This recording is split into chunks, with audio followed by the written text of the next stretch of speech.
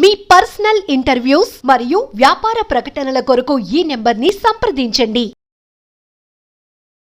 నమస్తే, welcome to మనం TV. నేను మీ ప్రియాంకారావు. ఈరోజు మనతో పాటు ప్రముఖ పొలిటికల్ అనలిస్ట్ అంకమరావు గారు ఉన్నారు. వారితో మాట్లాడదాం. నమస్కారం సార్. నమస్తే అమ్మా. సార్, నిన్న జరిగిన మీటింగ్ లో పవన్ కళ్యాణ్ గారు మళ్ళీ నొక్కి నొక్కి ఒక మాట అన్నారు. రాబో 10 సంవత్సరాల పాటు చంద్రబాబు నాయుడు గారే సీఎంగా ఉండాలి, ఆయన దగ్గర పనిచేస్తున్నందుకు చాలా సంతోషంగా ఉన్నాను అని. అంటే విజన్ ఏదైతే ఉందో 2047 ఇది సక్సెస్ అవ్వాలంటే ఖచ్చితంగా బాబు గారే 10 ఏళ్ల పాటు సీఎంగా కొనసాగాలి అని. ఎందుకు పవన్ కళ్యాణ్ గారు పదే పదే ఈ మాటని నొక్కి చెప్తున్నారు? దీని వెనుక ఆంతర్యం ఏంటి? ఆంతర్యం ఏమి లేదమ్మా. ఆంధ్ర రాష్ట్రానికి ఈరోజు చంద్రబాబు నాయుడు గారి యొక్క ఆలోచన విధానాలు చాలా ఉపయోగపడతాయని, ఆంధ్ర రాష్ట్ర పురోగమనానికి అవి తోడ్పాటు అందిస్తాయని బలంగా నమ్మాడు. ఆచరణలో జరుగుతుంది కాబట్టి ఇంకొంచెం ప్రజలకు అర్థమయ్యే రీతిలో ఆయన నేను ఇంకా మద్దతు తెలుపుతాను, చంద్రబాబు నాయుడు గారికి 100 ఏళ్ళు ఆయుష్ కావాలి, అలాగే 10 సంవత్సరాలు ఈ ప్రభుత్వం ఇలానే కొనసాగాలి, నా సంపూర్ణ మద్దతు చంద్రబాబు నాయుడు గారికి అందిస్తున్నాను, ఎందుకంటే ఆయన ప్రజల కోసం పరితపించే విధానం నాకు నచ్చింది, ఆయన దగ్గర నేను ఇంకా చాలా నేర్చుకోవాలి అనే అంశం ఆయన చెప్పడం కూడా జరిగింది. ఈ స్వర్ణాంధ్ర 2047 ఆవిష్కరణ సభలో ఆయన మాట్లాడినటువంటి ప్రతి మాట కూడా మనస్ఫూర్తిగా మాట్లాడాడని అయితే నేను భావిస్తున్నాను. ఎందుకంటే ఒకసారి పవన్ కళ్యాణ్ గారి రాజకీయ ప్రస్థానాన్ని గనక మనం ప్రస్తావించుకుంటే, ఆయన 2014లో రాష్ట్రానికి జరిగిన అన్యాయాన్ని దృష్టిలో పెట్టుకొని రాష్ట్రం మళ్ళీ గాడిలో పడాలి అంటే చంద్రబాబు నాయుడు గారు ఒక్కడి వల్లే సాధ్యమవుతుందన్న ఉద్దేశంతో ఆ రోజు కూటమికి తాను పోటీ చేయకుండా మద్దతు తెలపడం కూడా జరిగింది.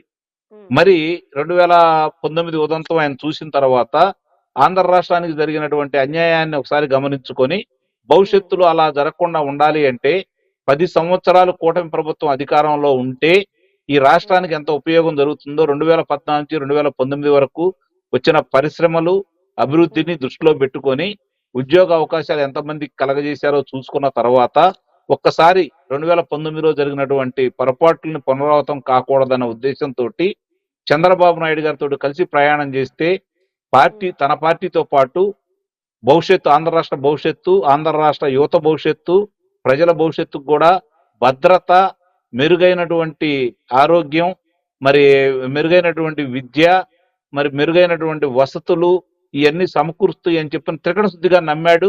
జరుగుతున్నటువంటి ఇప్పటి వరకు జరుగుతున్నటువంటి ఒక్కొక్క విషయాలన్నీ కూడా అంటే వస్తున్న పరిశ్రమలు 6 నెలల కాలంలోనే వస్తున్న పరిశ్రమలు కావచ్చు, కేంద్రం నుంచి వస్తున్నటువంటి నిధులు కావచ్చు, వీళ్ళు ముందుకెళ్తున్న విధానం కావచ్చు, అతనికి నచ్చి నిస్సందేహంగా చంద్రబాబు నాయుడు గారు మాత్రమే దీన్ని ముందుకు తీసుకెళ్లడని ఆయన నమ్మాడు. కాబట్టి చంద్రబాబు నాయుడు గారిని తన మనసులో ఉన్న భావాన్ని దాచుకోకుండా తను 21 స్థానాలు అంటే 100కు 100% శాసనసభ, లోక్సభ సంపాదించుకొని భారతదేశంలో భారతదేశంలో కాదు ప్రపంచంలో కూడా ఎవరికి సాధ్యం కానటువంటి ఆ యొక్క విజయాన్ని అందుకున్నటువంటి పవన్ కళ్యాణ్ గారు ఇంకా నిబద్ధతతోటి ముందుకెళ్తున్న విధానం నిస్సందేహంగా తెలుగుదేశం పార్టీ శ్రేణుల మనసులో కూడా ఏనాడో గెలుచుకున్నాడు, మళ్ళీ ఇంకా గెలుచుకుంటున్నాడని అయితే నేనైతే భావిస్తున్నాను. అంటే నిన్న పవన్ కళ్యాణ్ గారు ప్రెస్ మీట్ లో మాట్లాడుతూ కలెక్టర్స్ దగ్గర నుండి ప్రతి ఒక్కరిని కూడాను ఒక విధంగా కాదు అంటే వార్నింగ్ ఇచ్చారు, మీకు ఏదైనా పొలిటికల్ ప్రెజర్ ఉంటే మాకు చెప్పండి అన్నట్టు. అంటే పవన్ కళ్యాణ్ గారి విజన్ ఏ విధంగా ఉంది, ఆయన ఎలాంటి రాష్ట్రాన్ని కోరుకుంటున్నారు? అంటే ఆయన ఆలోచన విధానం ఏంటంటే చంద్రబాబు నాయుడు గారు అంత వేగవంతంగా మీరు కూడా పనిచేయండి, పారదర్శకంగా ఉండండి, జరిగిన నష్టానికి కష్టానికి ఎంతో కొంత మీరు బాధ్యులే కాబట్టి మళ్ళీ ఆ వాసనలు ఇక్కడ అంటకుండా ఇంకా కొంతమందిలో కనపడుతున్నాయి కాబట్టి ఇంకా ఈ ప్రభుత్వాన్ని నష్టం చేకూర్చే విధంగా మరి రాష్ట్రానికి నష్టం జరిగే విధంగా కొంతమంది ప్రవర్తిస్తున్నారు కాబట్టి మీరు మళ్ళీ అలాంటి మా చేత చర్యలు తీసుకునే విధంగా కాకుండా జరిగిందేదో జరిగిపోయింది, ఇకనైనా సహకరించి ముందుకెళ్ళండి అని చెప్పి శుతిమెత్తగా హెచ్చరించారని అయితే నేను భావిస్తున్నానమ్మా. అంటే పవన్ కళ్యాణ్ గారు చంద్రబాబు నాయుడు గారు కలిసి 10 ఏళ్ల పాటు పని చేయాలని చెప్పేసి అనుకుంటున్నారు. అంటే దీని వెనుక చంద్రబాబు నాయుడు గారి విజన్, ఆయన ఆలోచన విధానం, ఏపీకి మంచి చేయాలనుకోవడం, ఇవే కారణాలు అనుకోవచ్చా, లేదంటే ఇంకేదైనా ఉందా? అంటే ఒకటమ్మా, ఇక్కడ గమనించుకోవాల్సిన అంశం ఏంటంటే ఈ నిన్న ప్రకటించినటువంటి 2047 దాన్ని కనుక మనం తీసుకుంటే విద్యార్థుల్ని, పారిశ్రామికవేత్తల్ని, ఇలా మిగిలిన వాళ్ళందరినీ ప్రజాప్రతినిధుల్ని చాలా మందిని కలిపి 17 లక్షల మందిని దీంట్లో భాగస్వాములను చేశారు. ఇది గమనించుకోవాల్సిన అంటే ఒక్క ఈ మంత్రివర్గము అధికారులతోటో ముందుకెళ్లాలని కోరుకోవట్లేదు వీళ్ళు. కాబట్టి ప్రతి విషయాన్ని కూడా పారదర్శకంగా చర్చించి ప్రజలకు ఎలా ఉపయోగం జరుగుతుంది. మీరన్నట్టు 10 సంవత్సరాలు ఈ కూటమి ప్రభుత్వం ముందుకెళ్తే తప్ప రాష్ట్రం వాళ్ళు అనుకున్నట్టు 2047 అంటే స్వతంత్రం వచ్చి 100 సంవత్సరాలు పూర్తవుతున్న సందర్భంగా భారతదేశం ప్రపంచంలో 2వ స్థానంలోనూ 3వ స్థానంలో, అభివృద్ధిలో 2వ స్థానంలో 3వ స్థానంలో ఉండాలని, ఆంధ్ర రాష్ట్రం మాత్రం భారతదేశంలో ప్రథమ స్థానంలో ఉండాలని చంద్రబాబు నాయుడు గారు ఈ రూపకల్పన చేశారు. ఇది ఈ రోజు చేయలేదు. గమనించుకోవాల్సిన అంశం ఏంటంటే చాలా మంది కూడా ఆయన అధికారంలో లేనప్పుడు, ప్రతిపక్షంలో ఉన్నప్పుడు భారతదేశం ఇలా ఉండాలి, నా ఆంధ్ర రాష్ట్రం ఇలా ఉండాలని చెప్పని రూపకల్పన చేశారు. ఈ రోజు అధికారంలో వచ్చారు కాబట్టి వారు ప్రజలకి నేను అనుకున్న విధానం ఇది, మీరు సహకరించండి, ఇట్లా ముందుకెళ్దామని చెప్పని చెబుతున్నారు. దాన్ని ఈ కూటమి ప్రభుత్వంలో ఉన్నటువంటి అందరూ కూడా ముందుకు తీసుకెళ్లాలి. అలాగే అధికారులు కూడా ప్రజలకు వివరించి చెప్పాలి, ప్రజలకు అర్థమయ్యే రీతిలో చెప్పాలి. ఆయన ఏమనుకుంటున్నాడు, ఆరోగ్యంగాను, పారిశ్రామికంగాను, విద్యాపరంగాను ముందుకెళ్ళినప్పుడే ఇది సాధ్యమవుతుంది. దానికి ప్రణాళికలు ఈ రోజు ఆయన ఏ విధంగా సాధ్యం, దీన్ని ఏ విధంగా ముందుకెళ్తే సాధ్యపడుతుంది, మనం ఏ విధంగా మనం అడుగులు వేస్తే మనం అనుకున్న లక్ష్యానికి దగ్గరకు వెళ్తామని చెప్పని చాలా స్పష్టంగా ఈ రోజు 2047కు సంబంధించిన దాంట్లో ప్రచురించారు.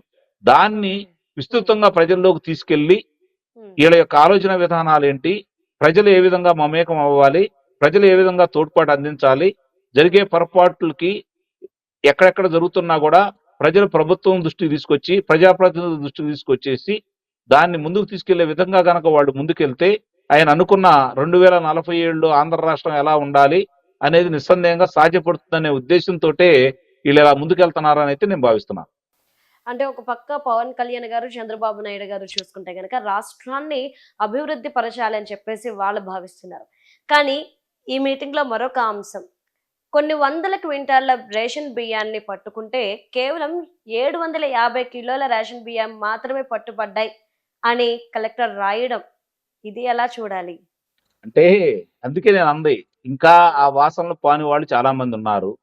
వాళ్ళకు సంబంధించి ముఖ్యంగా మొన్న పవన్ కళ్యాణ్ గారు ఉప ముఖ్యమంత్రి స్థాయిలో ఉండి కాకినాడకు సందర్శనకు వెళ్ళిన సందర్భంగా, ఆ పోర్టులో పట్టుకున్న సందర్భంగా అక్కడ సూపరింటెండెంట్ ఆఫ్ పోలీస్ గారు కూడా అందుబాటులో లేరు. కాబట్టి ఇలాంటి వాళ్ళందరూ దృష్టిలో పెట్టుకుని ఎక్కడ ప్రబంధకం ఏర్పడుతుంది, పరిపాలన సజావుగా సాగాలంటే ఎవరితో చేయించాలి, ఈ విషయాన్ని కూడా మనం దృష్టిలో పెట్టుకుని ముందుకెళ్లాలి. కాబట్టి ఈ అధికారుల్ని శుతిమెత్తగా హెచ్చరిస్తూ మార్పు తీసుకురావాలని ప్రయత్నం చేస్తున్నారు. కానీ కొంతమంది ఇంకా మార్పు వచ్చినట్టు కనిపించట్లేదు. కాబట్టి ఇక ఎలాంటి అవకాశాలు ఇవ్వకుండా వాళ్ళని పక్కన పెట్టి ముందుకెళ్తే తప్ప వీళ్ళు అనుకున్నది సాధ్యం కాదు. ఎందుకంటే వాళ్ళు ఏం కోరుకుంటున్నారు, ఆరోగ్యంతో పాటు సంపద, సంతోషం కూడా కావాలని కోరుకుంటున్నారు కదా. అవి ఎప్పుడు ప్రజలకు అందుబాటులోకి వస్తాయి? పారదర్శకంగా ప్రభుత్వం పరిపాలన చేస్తున్నప్పుడు అధికారులు ప్రభుత్వం యొక్క ఆలోచన విధానాలను గమనించేసి ప్రజలకి ఆ ఫలాలు అందజేసినప్పుడు, ప్రజలను భాగస్వాములు చేసినప్పుడు మాత్రమే సాధ్యమవుతుంది ఇది. మరి అలా సాధ్యం కావాలంటే అధికారులు దానికి సన్నద్ధమై ఉండాలా, దానికి అంకిత భావంతో పనిచేసే అధికారులు కూడా కావాలి. మరి 5 సంవత్సరాల్లో అధికారుల్లో 90% మందిని ఆ విధంగా మార్చుకొని విధ్వంసానికి తోడ్పాటు అందించే విధంగా వాళ్ళని తయారు చేసి ఈ 6 నెలల్లోనే ఇంకా వాళ్ళు ఈ ప్రభుత్వానికి అనుగుణంగా మారనందువల్ల జరుగుతున్నటువంటి చిన్న చిన్న ఇబ్బందులు ఇవన్నీ మన కళ్ళ ముందు కనపడుతున్నాయి. కాబట్టి అలాంటి అధికారుల మీద తీవ్రమైన చర్యలు తీసుకుంటే మిగిలిన వాళ్ళు దారిలోకి వస్తారు. ఆ విషయంలో అంటే ఎంతమంది అధికారుల మీద మనం ఈ విధంగా చెయ్యాలనే ఆలోచనతో ఈ ప్రభుత్వం ఏదన్నా వెనకంజ వేస్తుందేమో అనేది నాకైతే అనిపిస్తా ఉంది. అలా కాకుండా తీవ్రమైన చర్యలు కనుక తీసుకొని బాధ్యులైన వాళ్ళ మీద కఠినమైన శిక్షలు కనుక విధిస్తే మిగిలిన వాళ్ళు కూడా దారిలోకి వస్తారు. దానికి ఉదాహరణ ఏందంటే వర్రా రవీంద్రారెడ్డి, బోరుగడ్డ అనిల్ని అదుపులో తీసుకున్న తర్వాత దుష్ప్రచారాలు ఏ విధంగా అయితే ఆగినాయో ఈ అధికారుల మీద కూడా అలాంటి చర్యలు తీసుకుంటే నిస్సందేహంగా అందరూ దారిలోకి వస్తారని అయితే నా అభిప్రాయం. Okay, right. Thank you so much sir.